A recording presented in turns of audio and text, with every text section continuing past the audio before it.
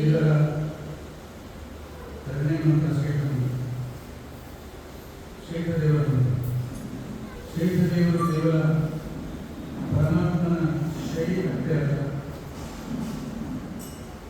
ಶೇಷೋ ವ್ಯಾಖ್ಯಾನ ವೇದ ಶಾಸ್ತ್ರ ಧರ್ಮಗ್ರಂಥಗಳು ನಮಗೆ ಅರ್ಥವಾಗಬೇಕಾಗಿದೆ. ಶೇಷದೇವರ ಅನುಗ್ರಹ, ಟೀಕಾಗಾರರ ಅನುಗ್ರಹ. ಏನಾದರೂ ಮಾತನಾಡಬೇಕಾದ್ರೆ ಶೇಷದೇವರ ಅನುಗ್ರಹ ಇದ್ದರೆ ನಾವು ಒಂದು ಶ್ಲೋಕಕ್ಕೆ ಅರ್ಥ ಹಾಕಬೇಕಾಗ್ತದೆ, ಆ ಅರ್ಥವನ್ನು ವಿವರಿಸಬೇಕಾಗ್ತದೆ, ಸ್ವತಃ ತಿಳಿದುಕೊಂಡು ಮನನ ಮಾಡಬೇಕಾಗ್ತದೆ. ಇವರಿಗೆ ಶೇಷ ಅಂತ ಹೆಸರಾಗಿ ಬಂತು. ಸಂಸ್ಕೃತದಲ್ಲಿ ಶೇಷ ಅಂತಂದ್ರೆ ಅಥವಾ ಕನ್ನಡದಲ್ಲಿ ಉಳಿಯುವುದು.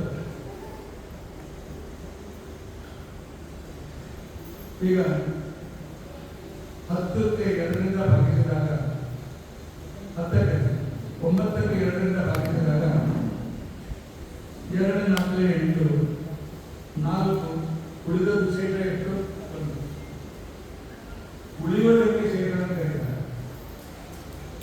ಇಲ್ಲಿ ಸೂಚನೆ ಏನು ಅಂತಂದ್ರೆ ಭಗವಂತನ ಬಗ್ಗೆ ತಿಳಿದುಕೊಳ್ಳಲು ಇರುವ ಅನಂತ ವೇದಗಳು, ಅನಂತ ಮತ್ತು ಅಸಂಖ್ಯ ಗ್ರಂಥಗಳು, ಪೌರ್ಣೆ ಅಪೌರ್ಣೆ ಗ್ರಂಥಗಳು ಎಲ್ಲವನ್ನೂ ಅಭ್ಯಾಸ ಮಾಡಿದರೂ ಕೂಡ ಪರಮಾತ್ಮನ ಗುಣಗಳನ್ನು ಪೂರ್ತಿಯಾಗಿ ತಿಳಿದುಕೊಳ್ಳಲಿಕ್ಕಾಗೋದಿಲ್ಲ. ಇನ್ನೂ ಅಸಂಖ್ಯ ಗುಣಗಳು ಉಳಿತವೆ. ಅಧ್ಯಯನಕ್ಕೆ ಸಂಬಂಧಿಸಿದ ದೇವರಿಗೆ ಸೇರಿದರು.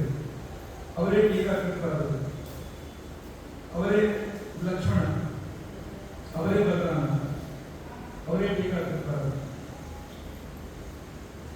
ಟೀಕಾಕೃತರಾದಲ್ಲಿ ಅವೇಶ, ಇಂದ್ರಾವರು ಟೀಕಾಕೃತರಾದರು, ಶೇಷಾವೇಶ. ಆದ್ದರಿಂದಾಗಿ ಶೇಷದೇವರ ಮೇಲೆ ಪರಮಾತ್ಮ ಕಲ್ಕೊಂಡಿದ್ದಾನೆ ಅಂತಂದ್ರೆ ನೀವು ಏನ್ ಮಾಡಿದರೂ ಕೂಡ ಶೇಷಕ್ಕಿಂತಲೂ ನಾನು ಹೇಳಿದ್ದೇನೆ, ಅಂದರೆ ನಿಮ್ಮ ಎಣಿಕೆಗಿಂತಲೂ ನಾನು ಮೇಲೆ ಇದ್ದೇನೆ. ನನ್ನ ಅನಂತ ಗುಣಗಳನ್ನು ನೀವು ಪೂರ್ತಿಯಾಗಿ ತಿಳಿದುಕೊಳ್ಳಲಿಕ್ಕೆ ಶಕ್ಯವಿಲ್ಲ ಅಂತ ಸೂಚನೆಯನ್ನು ಪರಮಾತ್ಮ ಕೊಡ್ತಾ ತನ್ನ ಅನಂತ ಗುಣಗಳ ಅಭಿವ್ಯಕ್ತಿಯನ್ನು ಶೇಷ ಶಬ್ದದಿಂದ ಮಾಡ್ತಾ ಇದ್ದಾರೆ. ಶೇಷದೇವರ ಅನುಗ್ರಹ ತಪ್ಪದೇ ಬೇಕು ನಮಗೆ. ಯಾಕೆಂತಂದ್ರೆ ನಾವು ಏನೇ ವಿಘ್ನಗಳಿದ್ರೂ ಕೂಡ ತತ್ವಜ್ಞಾನದ ವಿಷಯದಲ್ಲಿ ಪರಮಾತ್ಮನ ದಾರಿಯಲ್ಲಿ ಅದನ್ನು ದೂರ ಮಾಡಬೇಕು. ಆದ್ದರಿಂದಾಗಿ ಶಾಸ್ತ್ರದಲ್ಲಿ ಶೇಷೋ ವ್ಯಾಖ್ಯಾನಗೋಸ್ಕರ ಆಗಬೇಕು ಅಂತೇಳಿ ವಿವರಣೆ ಬಂದಿದೆ. ಆ ನಂತರದ ಈಗ ಹೋಮ ನಡೀತದೆ. ಎಲ್ಲರೂ ಕೂಡ ಶೇಷದೇವರಿಗೆ ಪ್ರಾರ್ಥನೆ ಮಾಡಿ ನಮ್ಮ ಜನ್ಮದಲ್ಲಿ ಆಚಾರ್ಯರ ಒಂದು ಗ್ರಂಥವನ್ನಾದರೂ, ಟೀಕಾಕೃತರಾದ ಒಂದು ಗ್ರಂಥವನ್ನಾದರೂ ಈ ಜನ್ಮದಲ್ಲಿ ನಮಗೆ ಓದಿ ತಿಳಿದುಕೊಳ್ಳುವ ಯೋಗ್ಯತೆ ಕೊಡಿ. ಯಾಕೆಂತಂದ್ರೆ ಟೀಕಾಕೃತರಾದ ಒಂದು ಗ್ರಂಥ ನೀವು ಓದಿದರೆ ನಿಮಗೆ ಮೋಕ್ಷದಲ್ಲಿ ಅಡ್ಮಿಷನ್ ಸಿಗ್ತದೆ.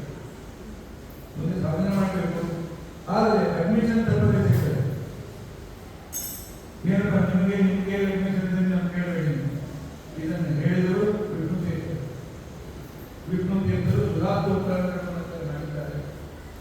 ಪ್ರತಿಯೊಂದು ಶ್ಲೋಕದ ಕೊನೆಗೆ ಟೀಕಾಕೃತರ ವಚನವನ್ನು ಯಾರು ತಿಳಿದುಕೊಳ್ತಾರೆ, ಒಂದು ವಸ್ತುವನ್ನಾದರೂ ಯಾರು ತಿಳಿದುಕೊಳ್ತಾರೆ, ಸಹ ನ ಭವತಿ, ಪುನಃ ಅವನಿಗೆ ಸಂಸಾರ ಸಿಗೋದಿಲ್ಲ ಅಂತೇಳಿ ಪ್ರತಿಯೊಂದು ಶ್ಲೋಕದ ಕೊನೆಗೆ ಹೇಳ್ತಾರೆ.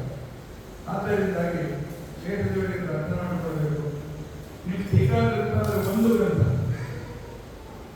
ಕೊನೆಗೆ ಪದ್ಯಮಾಲ ಆದರೂ ಕೂಡ ಚೆನ್ನಾಗಿ ತಿಳಿದುಕೊಳ್ಳಬೇಕು. ಪದ್ಯಮಾಲ ಅದು ಅನ್ನೋದು ಸಂಖ್ಯೆಯಲ್ಲಿ ಸಣ್ಣದು, ಅದರ ಮೇಲೆ ವಿಸ್ತಾರ 400 ವಿಸ್ತಾರ ಇದೆ.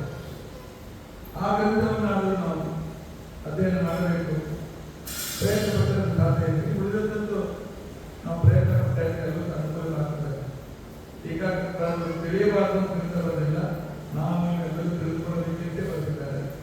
ಅದನ್ನು ನಾವು ತಿಳಿದುಕೊಳ್ಳೋದು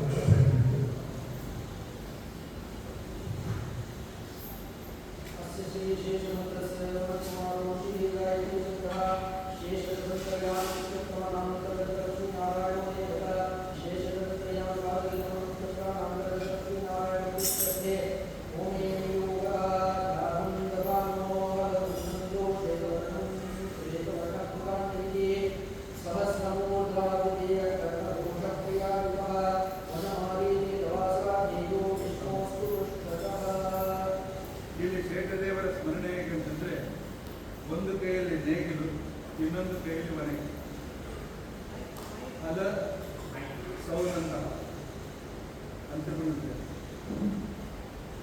ಒಂದು ಕೈಯಲ್ಲಿ ನೆಗೆಲು, ಇನ್ನೊಂದು ಕೈಯಲ್ಲಿ ಒಣಗೆ.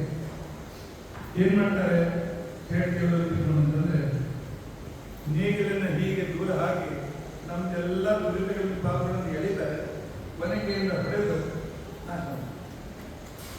ಸೈನ್ಯದಲ್ಲಿ ಕೂಡ ಬಲರಾಮದೇವ ಹಾಗೆ ಮಾಡೋದು, ತನ್ನ ದೂರದಲ್ಲಿಗೆ ಹಲ ಹಾಕ್ತಾ ಇದ್ರು, ಶತ್ರುವನ್ನು ಎಳಿತಾ ಇದ್ರು, ಬಲಗೈಯಿಂದ ಒನಕೆಯಿಂದ ತತ್ತಲೆ ಹೊಡಿತಾರೆ.